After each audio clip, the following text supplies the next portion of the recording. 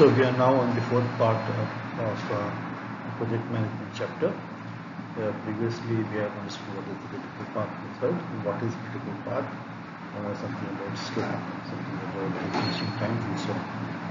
So this particular video, the focus is on what's called PERT. So PERT and the difference between CPM and PERT. So before I start, I would like to thank Mr. Chakwal, who has been a senior colleague of mine, one who has written this book, Facility Planning. All the material that I have taken are from this particular book, and I have only tried to elucidate whatever is there in this particular book. PERT. Now what is PERT? PERT is Program Evaluation and Review Technique. So in PERT, what happens is all activities are denoted by arrows and events in circles.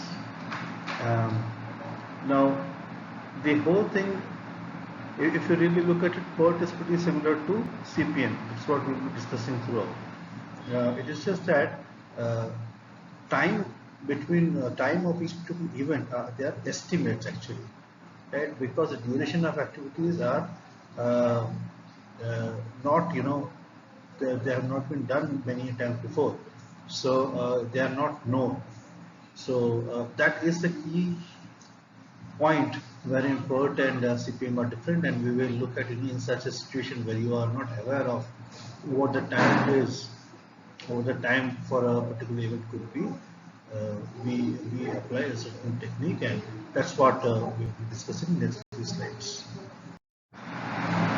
For time estimates, now like I said, what happens is, at times you do not know what kind of a time estimate is required, because you might be doing research and development, or it might be first time that particular thing is being done, or in that particular situation that particular thing is being done. So what happens is, basically there are three estimates of time which is taken. One is called the optimistic estimate, which is the shortest period of possible time in which an activity can be completed under ideal. So optimistic time is about the estimate of shortest period, right, of possible time in which an activity can be completed under ideal conditions, right? If nothing goes wrong, if everything goes right, if everything happens as planned, then what you get is the optimistic time completion, and that is termed usually by something called A. It is denoted by the letter A. Pessimistic time similarly is the maximum.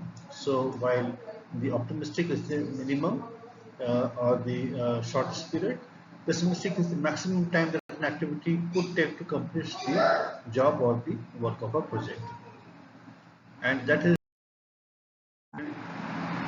that pessimistic time is usually denoted by what is called B over the letter B.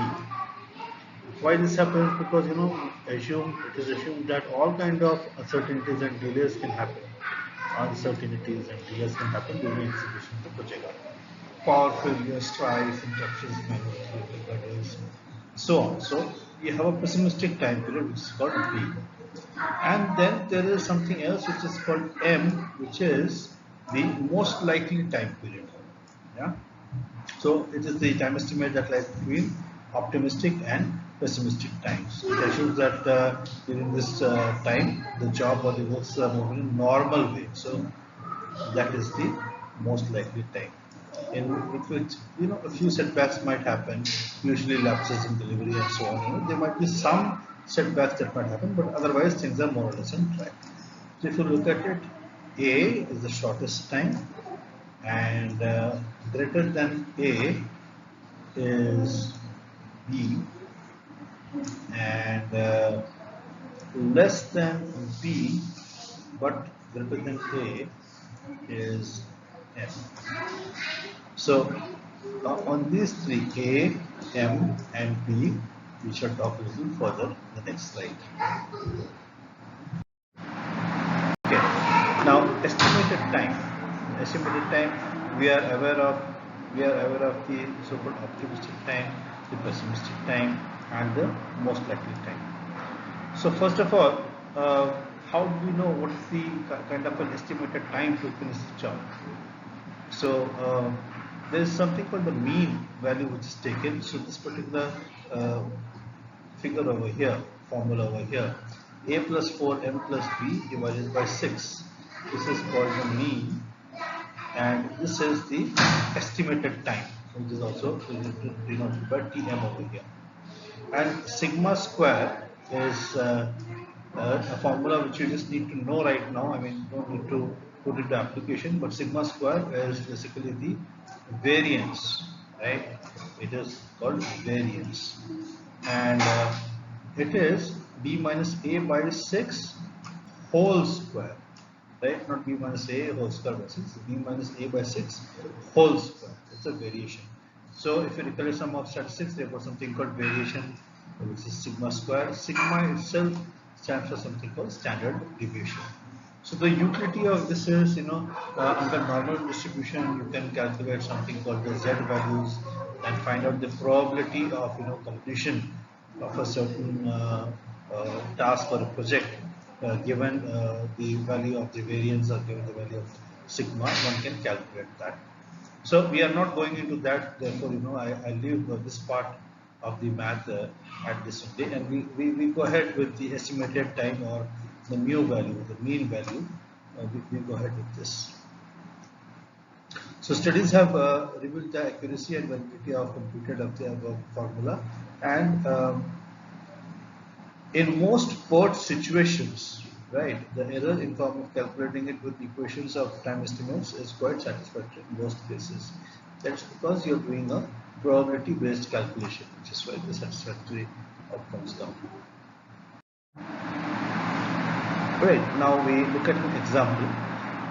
So we have done, like a CPM, you do have a network. So over here you have a network of tasks from A, basically from A to G. You have essentially 7 tasks over here, in which A and B obviously they're starting because they don't have any predecessors over here. Similarly, the predecessors of others are given. Optimistic time for each task is given. Pessimistic task for each time is given. Sorry, B is the pessimistic time, and M is the most likely time, right? So all these 3 values are given for every task: optimistic, most likely, and pessimistic. So what do we do with this data? What we do is we find out the value of the average time, or the mu value, which is the estimated time, which is A plus 4m by B.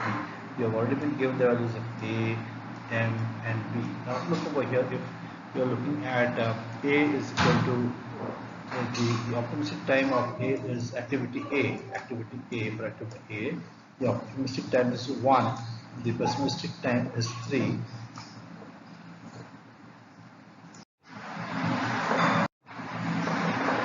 And the most likely time is 2. So if you were to put in the formula A plus 4m by A plus B by 6, so A is 1, and 4m is 4 into 2, which is 8, plus B, which is 3. So you have 1 plus 8 plus 3, so which is 12 divided by 6. So 12 divided by 2, 12 divided by 6, that is 2. Yeah? So you have 1 plus 2 into 4, which is 8, plus 3 equal to 12 divided by 6, that is answer is 2. Similarly, you get for all the other activities what the estimated time is supposed to be. Yeah? So you have all the values over here. Based on this, you create the network diagram as we have done, and over here also you do have a dummy after activity F, because activity E and F, they start and finish at the same point. Therefore, since that cannot be how it is represented, you have to put in a dummy activity over here, which is related to the dotted line. And then in this, what we see is that the longest time period is the activity B, D, F, dummy, and G. So that is the so-called critical path over here for this PERT project, right? So we find that the length of all of this, you have 4. Now you have 4 plus 10 plus 5 plus 0 plus 4.2. So 4.2 and 0 is 4.2, and 9.2, 19.2, and 23.2. So you have 23.2 is the time, the critical time, right? The project duration is 23.2.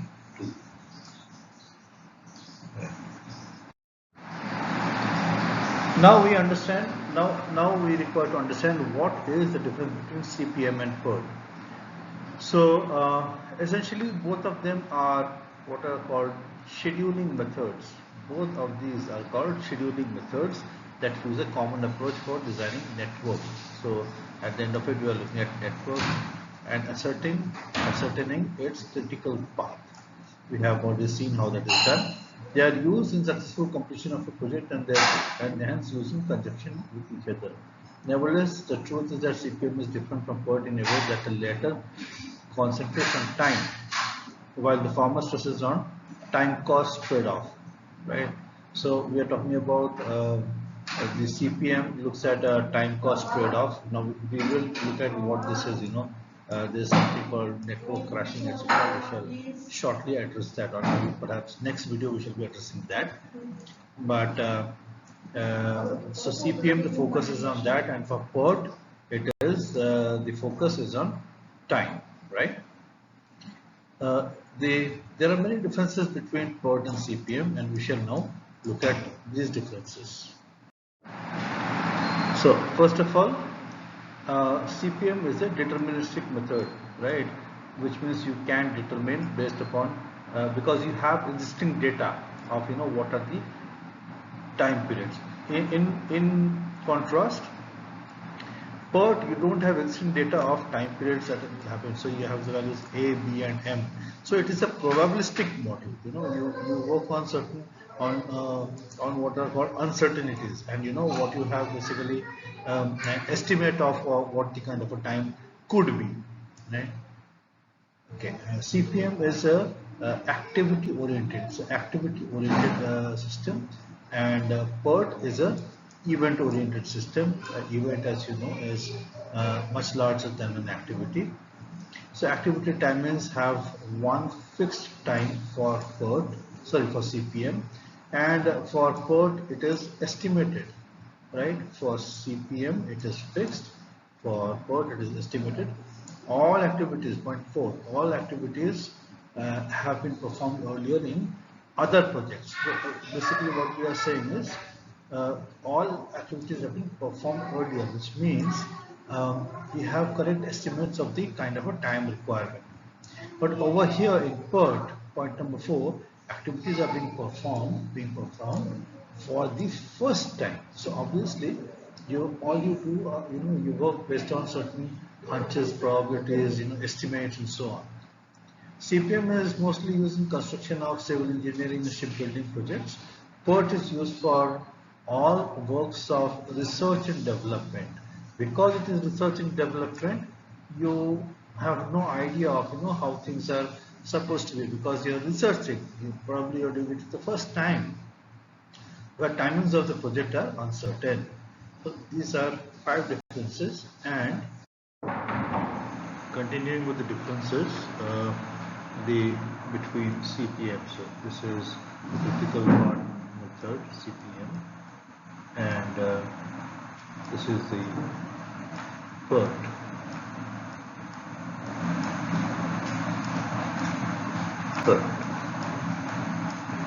So differences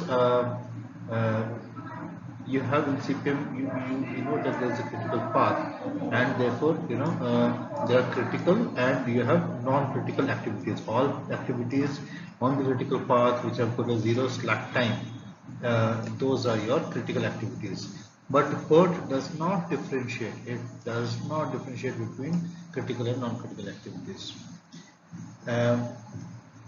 If you look at CPM, point number 7, used in projects where overall cost is of primary importance, utilize resources in better and efficient manner. As you recollect, when you talk about CPM, one of the outcomes. When you look at the outcome of a project or the constraint of a project, cost is a very clear outcome of not an outcome, a very clear factor of completing a certain project when you look at CPM. But in part, think of a government body which is doing research to send a satellite to Mars. So over there, relatively, the resources are, so to say, unlimited, and the accountability is not that important. It is important. Ultimately, people ask questions, but it is not that important. It is only the end result that matters. Right? So, in point number 8, in CPM, the process program time is fixed. Duration of the project can be crashed. We shall understand this a little later. In the next video, actually, crashing is not covered in this video. Next video we understand. And in PERT, programs are flexible in time and crashing of activities cannot be performed. So actually the question of crashing does not come in PERT, because the whole question of crashing is a concept basically, to put it in short, where you have activities. If you have an activity that will be finished in, let's say, 6 days.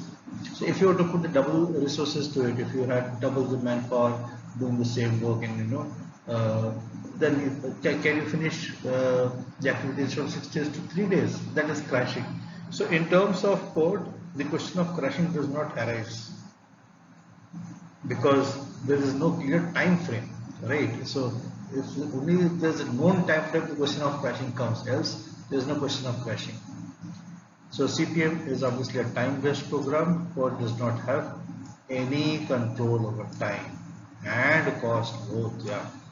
So number 10, CPM was first tested by the DuPont factory in maintenance activities, where code was first tested in army camps for research program of missile launching. CPM is applicable for repetitive type of project works. PERT is only for non-repetitive, because it is research kind of projects, non-repetitive projects. Right? There is only time for activities in CPM, part number 12. And there are 3 types of time for activity, which is optimistic, as you recollect, which is called A. You have most likely, which is called M, and you have the pessimistic, which is called B. Yeah? So most likely, as you recollect, is more than A and less than B. In conclusion, the difference between project management tools is getting blurred as the technique are merged with the passage of time. That's why most projects are being used as a single project. Primary point that distinguishes PERT from CPM is that the former gives extreme importance to time. Actually, not the former. It should be latter, because we're talking about CPM that gives extreme importance to time. If time is minimized, consequently cost will also be reduced. Our cost optimization is the basic element of this should be latter. So PERT, we are looking at cost optimization, and in CPM we are looking at cost minimization. Yeah, that's about it for this particular video. Thank you.